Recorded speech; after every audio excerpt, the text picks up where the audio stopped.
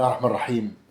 Salam alaikum wa rahmatullahi wa barakatuh. Que la paix soit avec vous, où que vous soyez, qui que vous soyez, soyez en paix avec vous-même, avec les autres, tout ce qu'il y a autour de vous, vos enfants, vos biens, le monde entier. Soyez en paix, Inch'Allah. Ça va être dur, mais on va essayer. Je vous ai parlé à chaque fois d'une prophétie, d'un personnage ou d'une personne qui a joué le rôle dans cette vie de prophète ou de messager. Et notre prophète, alayhi salatu wassalam, le dernier qui a fermé les portes derrière lui de la prophétie, nous a donné à peu près leur nombre. Donc ils sont au nombre de 3600 et quelques pour les prophètes et 300 aussi, 360 voire 360 et plus, parce qu'on n'a pas l'information exacte, mais on l'a à peu près. Vous savez, les hadiths qui sont rapportés sur le prophète, ils n'ont pas pu modifier le Coran, mais le hadith il peut être faussé. Il faut être faussé. Si le hadith du prophète ne correspond pas au Coran, c'est qu'il est faux, parce que le prophète ne parle pas de lui-même. Allah, il dit lui-même sur lui qu'il ne parle pas tout seul, c'est moi qui le fais parler. Donc, s'il ne parle pas et que ses paroles ne sont pas compatibles avec ce Coran, ce n'est pas ce qu'a dit le prophète et c'est faux. Je vous donne une façon de comment reconnaître un hadith qui est juste et faux. Je vous donne par exemple un hadith qui est complètement archi super faux. Il écrit dans des petites boîtes, sur des petites bouteilles qui soi-disant c'est de l'huile de nigel qu'on vend et que c'est al-habba saouda que le prophète dit, et le hadith écrit dessus alaykum bil-habba saouda fa innaha shifa'un min kulli da'. Vous devez prendre cette habba saouda, c'est-à-dire la graine de nigel et son huile, et elle guérit tout. Moi, je veux bien. Moi, personnellement, si tu me dis qu'elle guérit, c'est le prophète qui a dit oui. T'étais là-bas, toi? Non. Mais comment tu le sais alors? Où il y a dans ce qu'il a dit, il y a une vérité quelque part qu'on doit chercher. Moi, je cherche la vérité. Est-ce que ça, c'est un hadith du prophète? Oui. Où il existe? Il existe où? Ah bah dans... Où? Où? Dans quoi? Dans quoi? Viens, on va voir d'abord, avant de voir où il est, on va peut-être le relire, toi et moi. D'accord. Peut-être il y a des inconvénients qui, moi, me satisfait pas. Alors, il ne faut pas traduire le Coran ou les hadiths en français grammatical parce qu'ils n'ont aucun sens. Aucun. Et vous le savez, on l'a déjà vu ensemble. Donc, alaykoum, ça veut dire arrêtez tout. Alaykoum en arabe littéraire, ça veut dire ne perdez pas cette chance. Allez-y, faites. Dans ce sens-là. Alaykoum en arabe, laissez tout et que cette porte-là. Déjà, il y a quelque chose de faux avant d'aller plus loin. On ne ferme les portes à rien du tout. Oui, il se pourrait que quelqu'un qui est malade du cancer ne peut pas être guéri par la science moderne, mais il peut être guéri par autre chose, et le mec, il ne le sait même pas, il va guérir.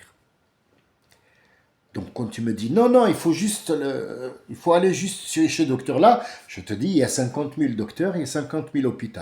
Et avant de faire une opération chirurgicale, je prends plusieurs avis médicaux. Parce que moi, je m'y connais rien. Je connais rien en science.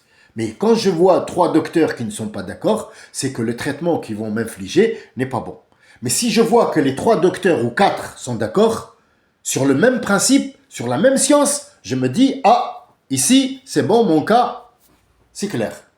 Le Rasoul ici, il a dit alaykoum, ça veut dire enlever tout. Il n'y a plus de plantes, il n'y a rien, ni laurier, ni rien, ni rien du tout. Il n'y a que ça, la graine de nigel, la habba saouda. D'accord. Elle pousse où? Eh bien, elle pousse en Iran. Le prophète, il était d'où? L'Arabie Saoudite. D'accord. Donc, on doit aller tous en Iran chercher ce truc. C'est comme ça qu'il a dit le prophète. Bon, c'est pas grave. Peut-être que ça, sur ce coup-là, il y a un peut-être qu'on ne doit pas négliger. On va aller en Perse, le chercher, ainsi de suite. Bien. Ah, je suis d'accord. Ou alors, la Mecque, disons que c'était le carrefour du commerce et que les gens apportaient cette graine qui était connue au Moyen-Âge, il y a très longtemps, la graine de nigel, et elle a des pouvoirs, mais elle est aussi toxique. Il faut le savoir. Ben oui, elle est toxique. Et oui, quand on le consomme beaucoup, il faut savoir. Donc le prophète, est-ce qu'il t'a précisé comment faire? Non. Là, on a un problème. Là, on a un problème. Parce que le prophète n'a jamais dit « je suis docteur ». Il a dit « Dédéou ». C'est lui-même qui l'a dit « Tédéou ». Est-ce que c'est compatible avec? Oui. Ça veut dire Allah, il a créé la maladie, mais il ne te l'a pas donnée. Or, toi, tu es allé à la maladie, mais de sa bonté, de sa générosité, il t'a créé le soin qui va avec. Le soin, et non pas la guérison. C'est là le piège. Allah guérit. Toi, tu soignes. Tu ne guéris pas. Tu soignes. On dit le cadre soignant. L'infirmière, le docteur, le chirurgien ne guérit pas. Non, il soigne. Et il y en a qui meurent sur la table d'opération. Alors, c'est qui guérit? C'est le guérisseur, c'est Allah. Al-Shafi, le guérisseur, c'est Allah. Toi, tu es le soignant. Et celui qui est malade, c'est le patient. Parce qu'il doit prendre son mal en patience et attendre que la maladie passe. C'était, il n'y a pas longtemps, l'histoire de Ayoub. On doit prendre son mal en patience. D'accord. La habba saouda, il faut la prendre parce que elle est la guérison de toutes les maladies, sauf la mort. Dis-moi, un mort, quand il est mort, pourquoi on lui donne la habba saouda? C'est pour qu'il revit. Elle est où ta logique? La logique, elle est où, en fait? Vous voyez, ça, j'en veux pas maintenant au système nouveau qui dit à la télé, vous mettez shampoing ou je sais pas quoi, le chat dans la boîte, il y a des fleurs qui sortent. Je leur en veux pas parce qu'ils ont fait la même chose. Ils ont fait pour vendre cette petite huile ou je sais pas quoi, des gouttelettes. Ça, c'est le prophète qui le prenait, elle les prenait, il en a jamais pris. Ça n'existe même pas. Et jusqu'à aujourd'hui, ils savent même pas qu'est-ce que c'est que cette habba saouda. Alors, il y en a des gens qui disent non, mais c'est pas celle-là, c'est une autre, parce que ils ont tout de suite compris la supercherie. Donc ils ont dit ah non, non, non, c'était pas la noire, mais non, nous on parlait d'autre chose. C'est pour ça que je vous dis, il y a des choses qu'il faut savoir d'abord, et après, commencer à étudier ce Coran, mais il faut d'abord parler en arabe, savoir l'essence des choses, et peut-être après avoir une petite idée sur ce qui est écrit là-dedans. On va voir qu'est-ce qu'il nous dit. Adam ou Hawa. Pourquoi elle s'appelle Hawa et pourquoi il s'appelle Adam? Si on le traduit en français, Adam et Ève, même en latin, ça ne veut rien dire. Mais pourquoi on a choisi ce mot? Bah comme ça, on essaye. Mais non, mais en arabe, elle a un sens, Hawa. Mais bien sûr, Adam, il a un nom. Pourquoi il a été appelé Adam? Qu'est-ce que c'est le Adam? On dit la couleur Adami. La couleur, al-lawn al-Adami, c'est la couleur de l'être humain. Sachez que l'être humain n'a jamais été un blanc avec des yeux bleus. Ça, c'est le gène d'après. C'est parce que l'être humain qui va aller se séparer dans les 4 continents, il va s'adapter à un certain climat qui va lui dépigmenter la peau ou la pigmenter encore plus. Ça devient du noir foncé au brun, au blanc, au roux, ça dépend, chacun est dans un bled et il va s'acclimater comme les mammifères se sont acclimatés à l'eau. C'était des mammifères terrestres, ils sont devenus des mammifères marins, ils respirent jusqu'à aujourd'hui, ils montent, ils respirent et ils redescendent, ils ne peuvent pas vivre hors de l'eau. L'hippopotame est un animal c'est un mammifère terrestre, mais qui ne peut pas vivre dans la terre parce que sinon le soleil le brûle. Il doit absolument être ou dans la boue ou dans l'eau. Dans une mare, peu importe, il faut absolument qu'il y ait de l'eau. C'est pour ça qu'il y a des blancs et des noirs. Mais l'Adami, Allah il a demandé à Jibril de lui apporter une motte de terre. Quand on dit motte de terre, c'est pour toi, Al-Hamar Aboras, c'est pour que tu comprennes que c'est des terres entassées de toutes les couleurs. Alors il y a tout, il y a du gravier, il y a les sédiments, il y a les années qui sont passées. Ce sont des couches superposées de terre qui sont venues comme ça. Et quand on les mélange, il n'y a plus de porcelaine, il n'y a plus de terre rouge, il n'y a plus de terre noire. Quand on mélange le paquet de gouache qu'on achète, ça donne une couleur marron. Cette couleur marron, elle est là, c'est cette couleur-là. L'être humain, il s'appelle Adam, c'est ça la couleur Adami, c'est que quand tu mélanges les choses, toutes les couleurs, ça donne ça, essayez-le, achetez un paquet de gouache, mettez tout le noir, mettez tout le rouge, mettez tout le jaune, mettez tout le bleu, et vous allez voir ce que vous allez voir. Et mettez tout le blanc, vous allez voir une couleur Adami, c'est cette couleur. Adam n'est pas un prophète, c'est une entité par laquelle va venir l'humanité. Il n'a pas été, c'est pas un messager, mais comme je dirais plutôt, c'est un transporteur, c'est une clé USB qui va donner naissance à tous ces logiciels qui existent sur Terre. C'est de son esprit à lui que vont sortir tous les esprits, y compris celui de Ève. Que veut dire Ève, mon ami? Ève, ça veut rien dire. Mais en arabe, Hawa, ah là ça change tout. Ça change absolument tout. Hawa, c'est celle qui a porté la vie. C'est celle qui porte la vie. C'est celle qui portera la vie. C'est le sens en arabe. Al-Hawa, allati hawat al-hayat. Hawat al-hayat, et jusqu'à aujourd'hui, au Maroc, c'est un gros mot. Quand on dit nahwi, ça veut dire je fais je fais l'amour. Pourquoi? Pour la reproduction. Donc quand tu vas au Maroc, attention, ne dis pas nahwi, parce que c'est un gros mot. Tu comprends, mon ami? Donc voilà, il faut savoir que Hawa vient du mot porte la vie, ça n'a rien à voir, c'est pas sexuel du tout. Hawa, c'est celle qui porte la vie. L'homme ne peut pas la porter. L'homme est un mélange de tout. La femme vient de ce mélange et elle a été choisie pour porter la vie parce qu'elle est plus apte à porter la vie que l'autre. Elle est plus responsable, elle est plus sensible, elle est plus sentimentale. L'autre, il est brut, il vient d'un matériau brut, il faut le savoir. Ça, c'est l'homme et ça, c'est la femme.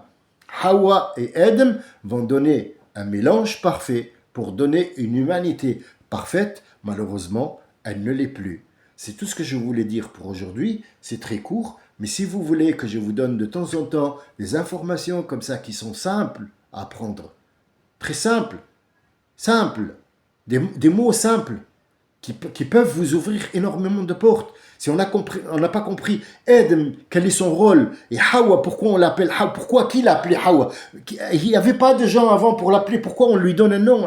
Personne ne va l'appeler, puisque c'est la première femme sur la terre. Il n'y a personne, à part les dinosaures qui sont morts, il n'y a rien. Il y a elle et lui. Ils vont se rencontrer où? Où ils vont se rencontrer? Parce qu'ils vont se séparer quand ils vont descendre sur Terre. Ils vont prendre vie humaine, c'est-à-dire leur corps qui était adapté à d'autres choses, il va prendre vie humaine, il va respirer l'oxygène qu'il ne respirait pas en haut parce qu'il n'y a pas d'oxygène, et l'oxygène n'a pas lieu d'être en haut. C'est en bas, donc il va renaître, il va pas comprendre ce qui lui arrive. Et donc il est loin, il sait pas, il trouve pas la personne qui était avec lui, il sait même pas que c'est une personne d'ailleurs. Et ils vont se rencontrer, ils vont marcher. La terre, elle était petite, l'homme était grand de taille à l'époque, et donc ils vont marcher, ils vont se revoir à Arafat. C'est pour ça que cette montagne, elle s'appelle Arafat, parce que Hawa et Adam vont se rencontrer, il va lui dire, toi je te connais. Et elle lui dit, je te connais aussi. Je sais pas où je t'ai vu, je te connais. C'est la montagne de la reconnaissance. Jbal Arafat. Et c'est un pilier du pèlerinage. Si tu fais pas Arafat, c'est même pas la peine. Arafat, tout le pèlerinage repose sur Arafat. Sur l'Ihram et Arafat. Tout le reste, c'est des petites étapes. Mais le Hajj, s'il n'y a pas Arafat, il n'y a pas de Hajj. Pour te rappeler, le navire qui t'a amené ici. Tu as fait toute ta vie. Tu es allé errer. Et là, tu reviens vers moi pour le pèlerinage pour faire quoi? D'abord pour me reconnaître. L'Ihram, c'est l'Ihram. Et après, pour aller à Arafat. Pour te rappeler que tu es venu dans ce navire-là. Tu t'en rappelles, être humain? Est-ce que tu t'en rappelles? Si tu ne t'en rappelles pas, rappelle-toi. C'est Arafat.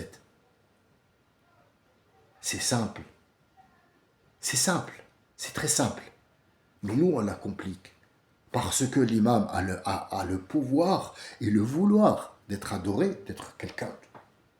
Ah, c'est l'imam qui passe, attention là. Ah, l'imam. Quel imam, mon ami? Va péter un coup, tu vas voir, tu vas te sentir bien. Ben oui, ça peut être une constipation, ça peut être quelque chose comme ça. Prends de l'iprane, prends un suppositoire, calme-toi, parce que là, ici, tu es là pour montrer le chemin. C'est toi le responsable. Si tout le monde tombe dans un trou là-bas, tu es responsable. Tu es responsable. Comment Dieu, il dit à son prophète, je ne veux que tu forces personne, et toi, tu forces les gens à aller faire la prière? Comment tu vois ça? Dis-le-moi. Comme dirait Vita et Slimane. Dis-le-moi, dis-le-moi. Mais vas-y, dis-le-moi. Comment le prophète est interdit, par un verset coranique, d'apporter de force les gens à l'islam? Il lui dit, Lesta alayhim bimosait. Attention, regarde le ton. Le ton, il est sévère. Attention, Lesta alayhim bimosait. Je ne t'ai pas envoyé pour que tu sois un dictateur. Tu leur dictes pas quoi faire. Non, tu leur dis ce qu'il y a dans le message. Tu leur dis ce qu'il y a dans le message. Tu n'es pas responsable. Mais tu peux, si tu crois que c'est ton Ummah, c'est ton peuple, et que tu les aimes, tu pourras être leur shafir. Yawm al-Qiyamah, tu pourras venir te présenter à moi et demander que je pardonne à quelques-uns. Ça, tu peux. S'ils te le demandent, s'ils te prennent comme étant leur bouée de sauvetage, je n'ose pas dire ça sur le prophète sallallahu alayhi wa sallam, c'est un mot qui est venu comme ça pour pouvoir vous donner le dessin que vous devez voir. Personne n'a le droit d'imposer quelque chose à quelqu'un. J'ai entendu quelqu'un qui m'a dit, et c'est une personne qui malheureusement n'a pas cette information. Elle ne l'a pas parce qu'elle a vécu, elle a grandi dans un milieu qui est algérien pur à l'époque, ça veut dire à la dure. La femme, elle traverse pas le couloir comme ça. C'est faux. C'est faux, ça n'a jamais été l'islam, ça. Pourquoi une femme, pourquoi? Qu'est-ce qui se passe? Toi, tu as le droit de regarder la speakerine à la télé, mais ta femme n'a pas le droit de regarder la télé. C'est quoi ce cirque? C'est un cirque, ça. Ça, c'est un cirque. On appelle ça un cirque. Oui, une femme nue, un homme nu, ça passe pas. C'est tout à fait normal. Même, logiquement, dans la société, on n'accepte pas un nudiste qui se promène dans la rue. C'est pas possible. Ils sont une société laïque. Mais un nu, non, mon ami, va dans la montagne, mets-toi nu, mais ici, on a une société. Donc, pourquoi vous ne l'empêchez à nous et vous l'empêchez à vous, mais nous, quand on le dit, c'est « Oh, qu'est-ce qu'il raconte? Oui, ça devient une prison. » Mais on n'a pas de gens nus. On n'accepte pas des gens nus. On se couvre, mon ami. C'est tout. Après, tu veux en faire une histoire, fais-la à ta guise, ton histoire. Va dans une montagne, l'Everest, et raconte tes histoires là-bas. Mais ici, nous sommes une société civilisée qui s'appelle l'islam. L'islam a dit que toute personne doit aller de son propre plein gré faire, ou il a le droit aussi de ne pas faire.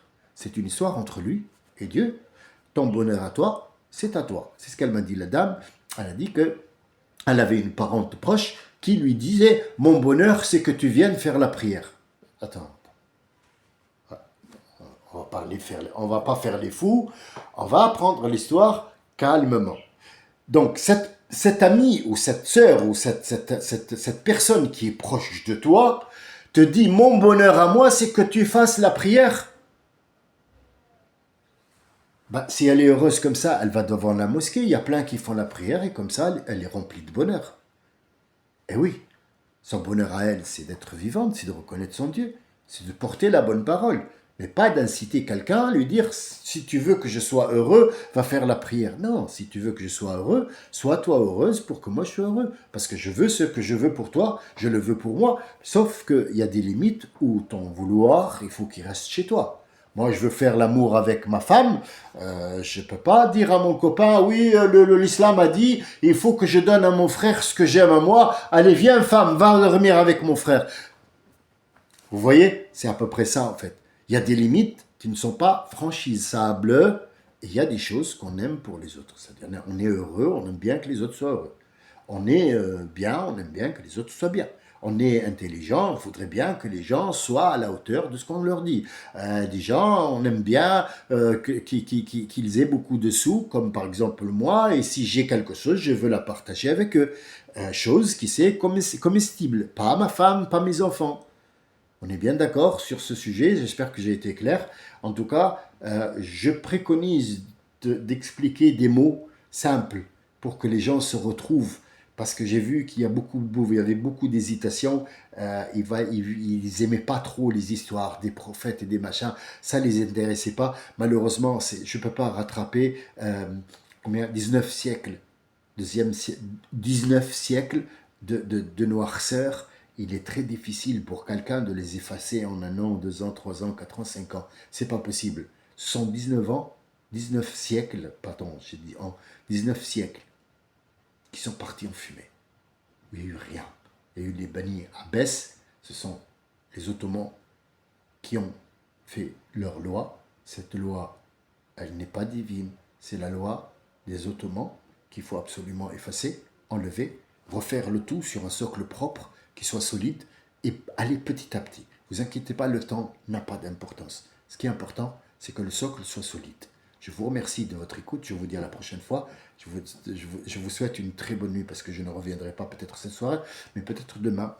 Je vous expliquerai 4 ou 5 petits mots encore dont vous aurez besoin pour comprendre beaucoup de choses. Il faut avoir d'abord les pièces en main et après, hop, on les met ensemble. Je vous expliquerai l'histoire de l'anniversaire. Pourquoi on ne le fait pas? Joyeux anniversaire, bonne fête à vous tous. Salam alaikum wa rahmatullahi wa barakatuh.